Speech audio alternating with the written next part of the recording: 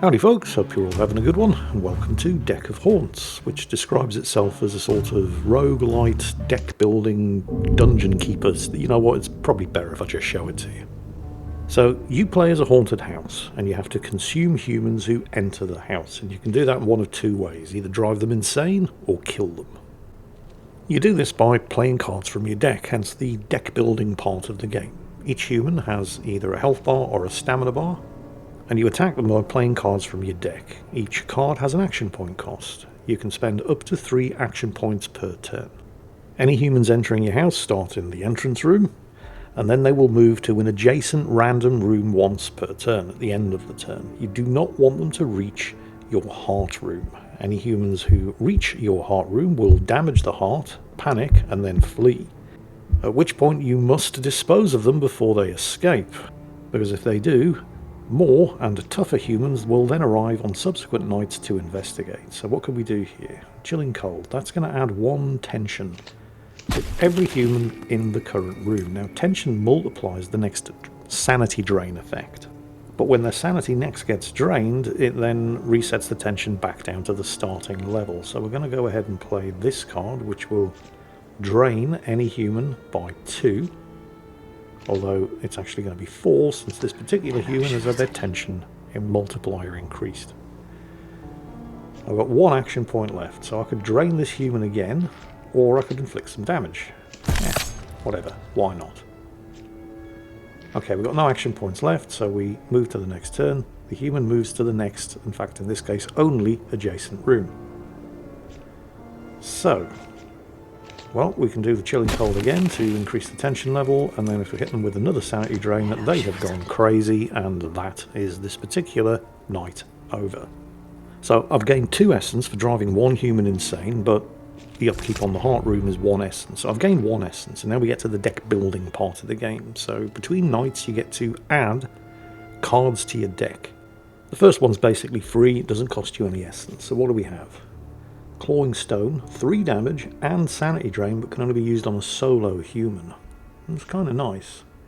But I'm going to take the Compel card, which forces any human to move to any adjacent room. For reasons which are going to become apparent, you're going to see that this is a very, very useful card. Now we get to expand our haunted house. See, at the moment, humans could, after entering, basically end up in the heart room and start doing damage to the heart within 3 turns of entering, so you need to give them options to explore. I'm going to add the Bell Tower. The Bell Tower is haunted. It comes with a witch, and any humans in the same room as the witch have their tension increased by 1. And it can also be trapped and kill any humans who enter the room by dropping a bell on them. We're also going to add a couple of side rooms just to give them slightly more options to explore rather than just heading straight for the heart room. Night 2, we now have 2 humans. So in order to win, you need to survive a certain amount of nights. And you lose if the health of the heart room gets reduced to 0, which will happen primarily if any humans enter the heart room, or if your essence hits a negative value. So, 2 humans to deal with. Chris here has the highest health but the lowest sanity, so it makes sense to target him with sanity draining attacks, and vice versa for Kim. But it's only really 1 point of difference either way, so I'm going to use the Compel card to move Kim into the Bell Tower, which will put her in the same room as the Ghost of the Witch, and this is going to increase her tension. Normally, draining somebody's sanity would reduce their tension back down to 1, but that isn't going to happen as long as she's in the same room as the Witch. So I can play my Okophobia card on her, and her tension doesn't actually go down. Unfortunately, I don't have any more sanity draining attacks, so I'm going to use one of these Phantom Clawing attacks on Chris and shave off some of his health. Right, next turn. Right, great news actually, because the witch also moves around randomly, and she's just moved into the same room as the 2 adventurers, so their tension's just gone up by 1. I play the Chilling Cold card, which further increases the tension of everybody in the room up to 3, and which means when I play the Okophobia card, Kim loses 6 sanity instead of 2. Now I could drive Kim insane right now by playing a second Okophobia card on her, but Chris had a higher tension multiplier, so I kind of got more bang for my buck by using it on Chris there instead. The two of them have now split up. Unfortunately, the witch has now moved back to the bell tower, but I can now drive Kim completely insane and take her out of the equation, and I'll play the other Okophobia card on Chris, further reducing his sanity. I've still got one action point. We'll go ahead and use the Chilling Cold to increase his tension, so that my next Okophobia attack basically turns him into a gibbering wreck as well, and that's the second night survived, and I've gained 2 essence by driving 2 humans insane, which actually granted me 4 essence, but the upkeep cost of the heart room and the bell tower knocked that down to 2. So now I can pick another card to add to my deck.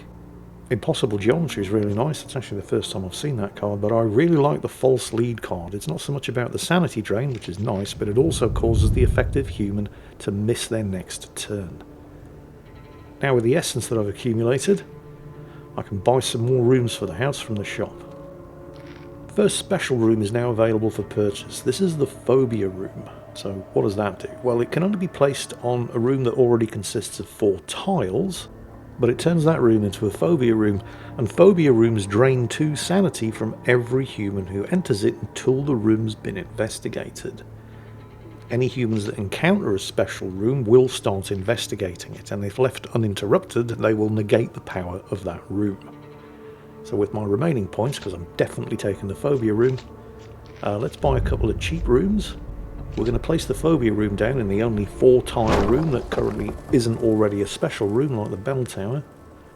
Of course, the downside of this is that we now have 3 special rooms, the bell tower, the heart room and the Phobia room, so our essence upkeep is now up to 3, which means that since we get 2 essence from every human we kill or drive insane, we now have to successfully deal with at least 2 humans every night, and we're going to add these other 2 rooms to locations that are hopefully going to maximise our chances of the humans not actually being able to make a beeline straight for the heart room right after they enter. Okay, we've got another 2 human investigators, and one of these guys has a special trait.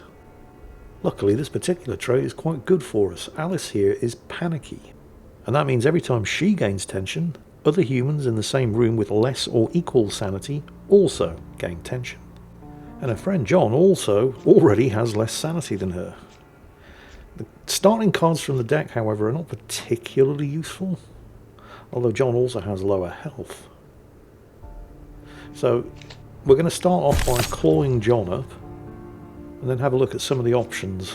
Collapsed spaces. Humans move to random adjacent rooms. Well, this stands a decent chance of actually splitting them up, and it has, and there's good news and there's bad news, because John's moved to the bell tower where he's having his tension raised by the witch, but Alice has moved to the Phobia room, which means she is now investigating the Phobia room, and if I don't do something about that, she will nullify the Phobia room's powers at the end of this turn. So I can move her to a random room. We'll go ahead and hit her with a sanity drain first though, and I'm definitely going to have to move her out of this room.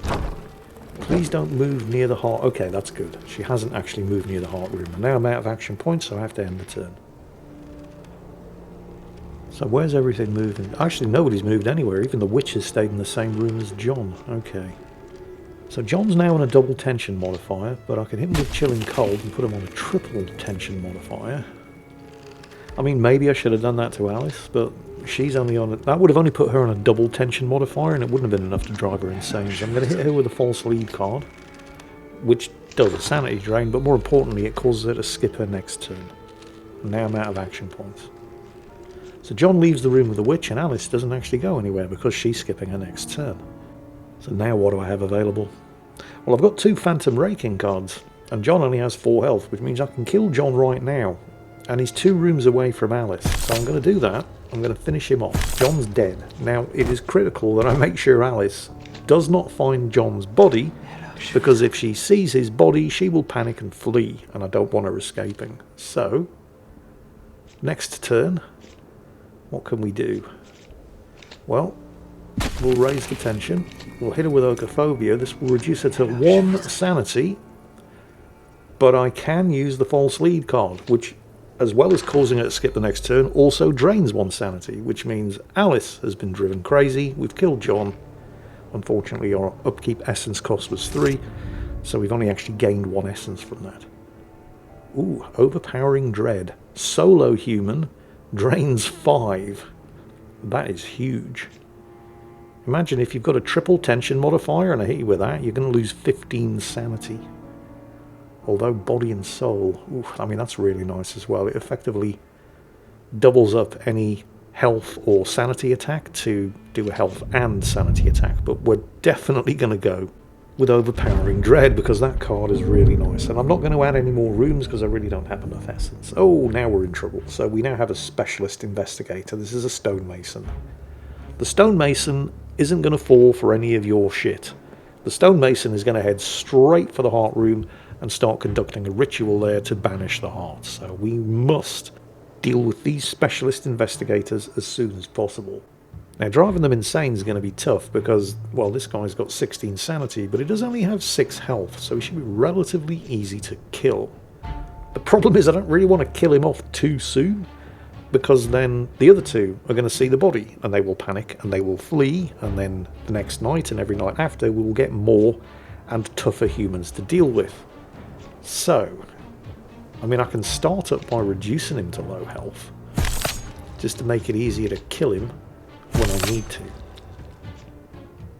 And I don't really have anything particularly useful else to use, so we're just going to go ahead and end our turn.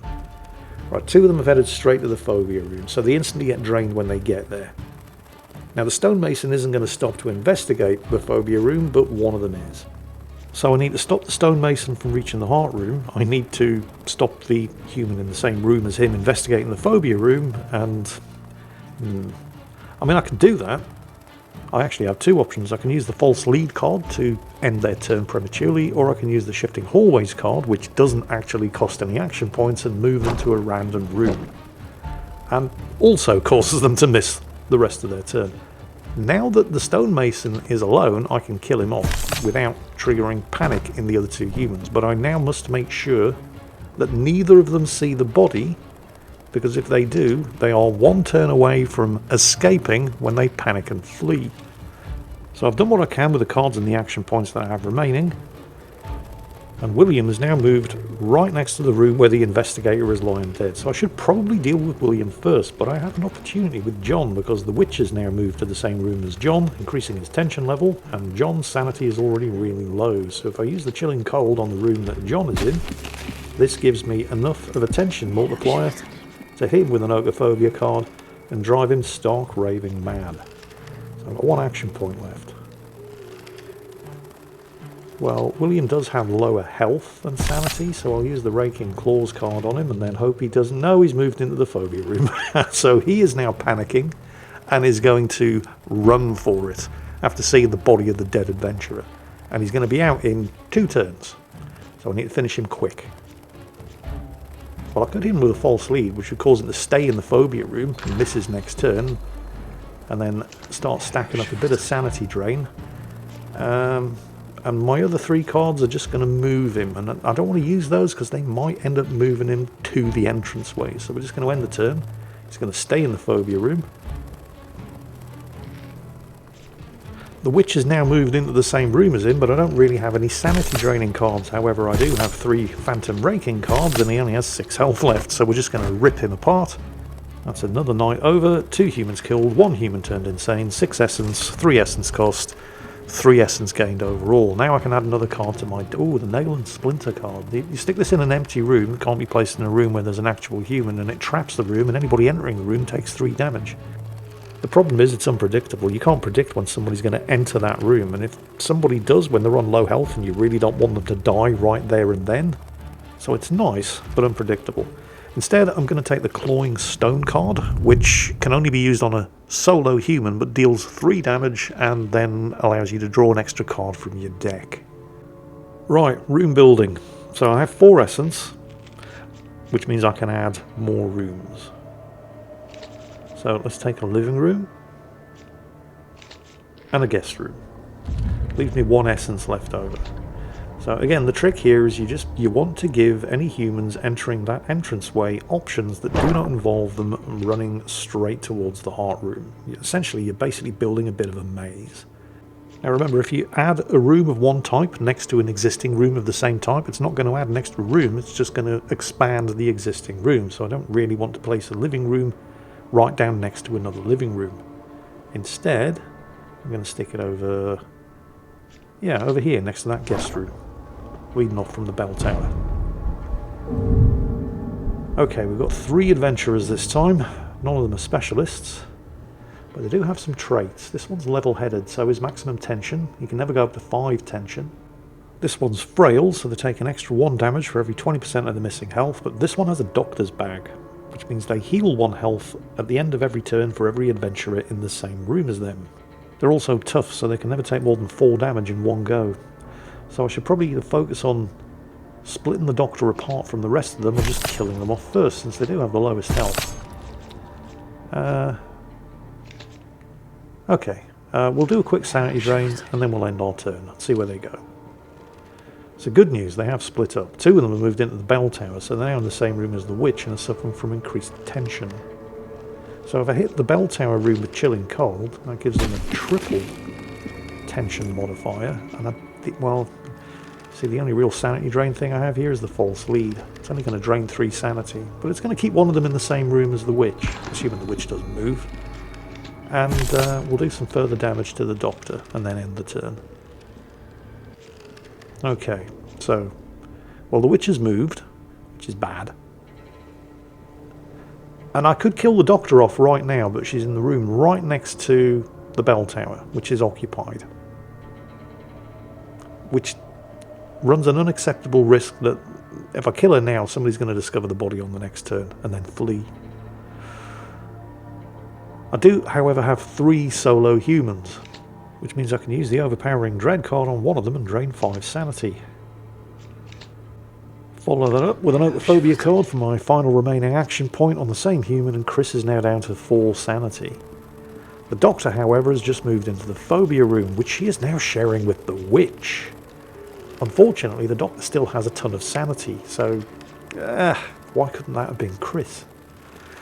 However, she is also now investigating the phobia room, so I'm going to hit her with a false lead, which does a fair amount of sanity damage, but more importantly stops her from investigating the room, raise the tension level in Chris's room, and then drive him insane, taking him out of the equation.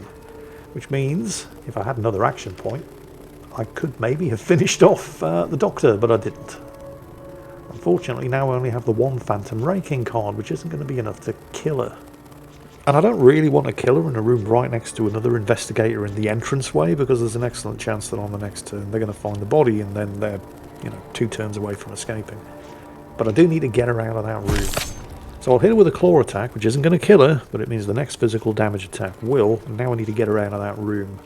Shifting hallways moves her to a random room, and it's moved her to the bell tower rather than moving her any closer to the heart room. It's also basically ended the rest of her turn, so that's good. And with not a lot of other options, we'll use our sanity drain on Grace and then go to the next turn. Grace has now moved into the phobia room, which is great because it's 2 rooms away from the doctor that we've just killed with the claw attack.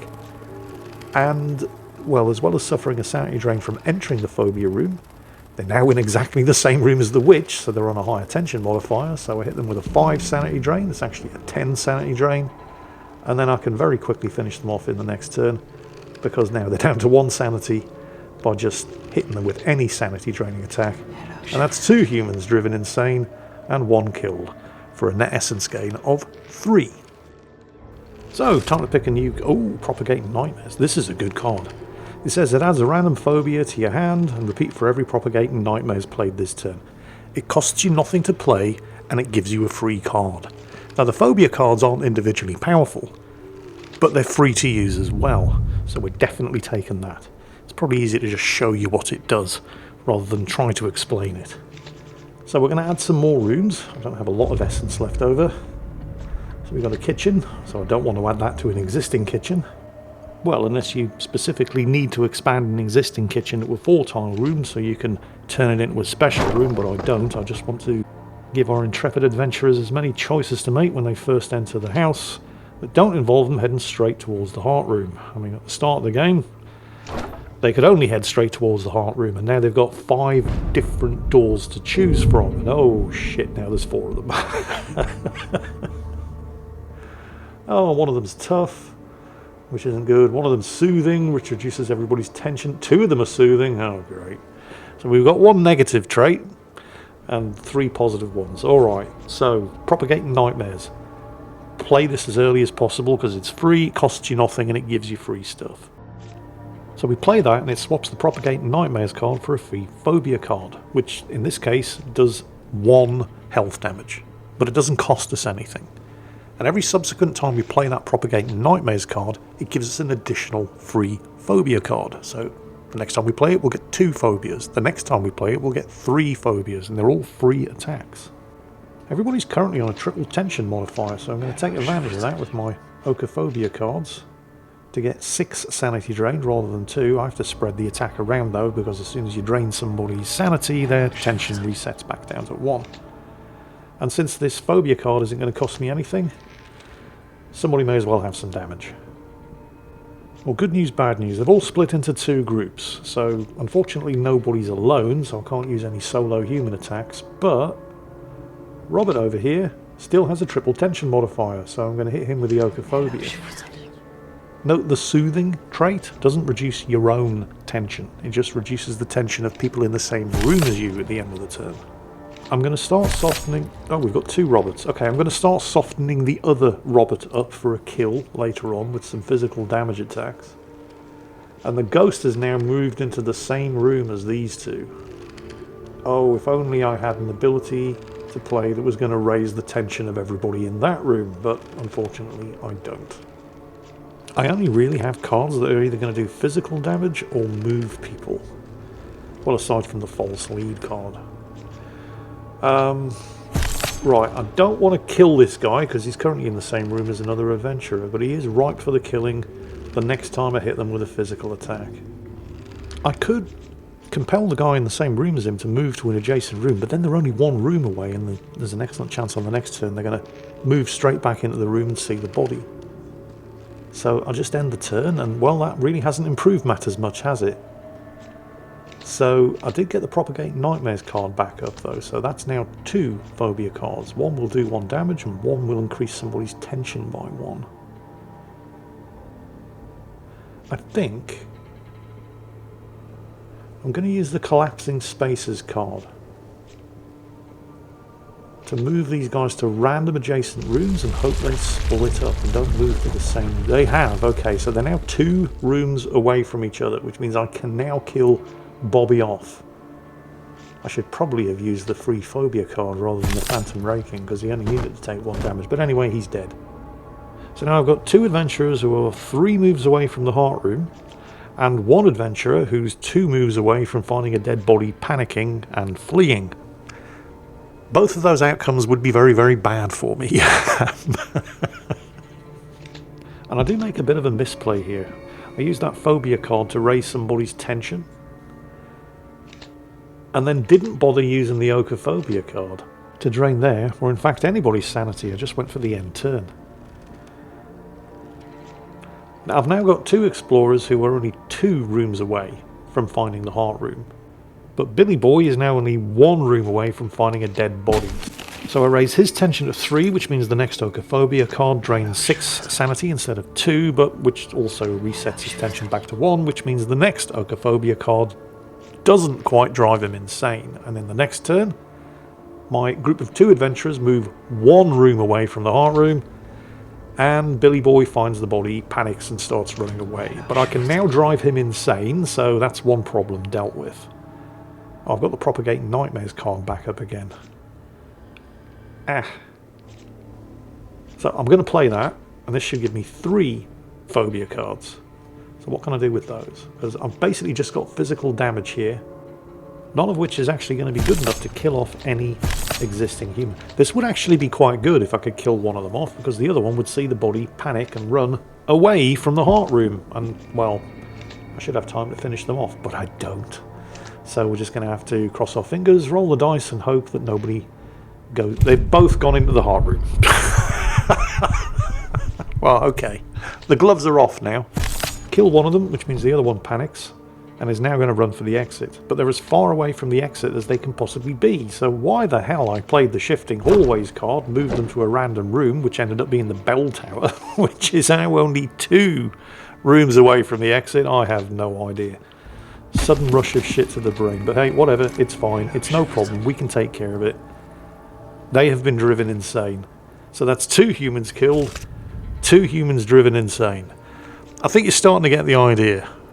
This is a game that at its heart, it's actually very, very simple. But the combination of simple factors makes for what can be fiendishly complicated and fiendishly addictive gameplay. And best of all, it's 100% free. Because the game hasn't actually been released yet. It's actually coming out at some point very, very soon in the first quarter of 2025. What you're actually looking at here is the demo version, which is a free demo available on Steam. Costs you nothing, takes up very, very little disk space, and well, if you're still here, 25 minutes into the video, it's probably because you're enjoying the gameplay. So, what are you waiting for? Get on over to Steam and get this for free now. And while away a few enjoyable hours while you wait for the full game to be released at some point in the first quarter of 2025. I do love coming across these indie titles, these little gems that, well, most of you have probably never heard of, and exposing you to them. Well, that sounded a bit rude. Maybe I should rephrase that. You know what I mean. So yeah, this is Deck of Haunts. Demo version, 100% free, currently available on Steam. If you're still here, you've clearly enjoyed it. You're welcome. And as always, take care.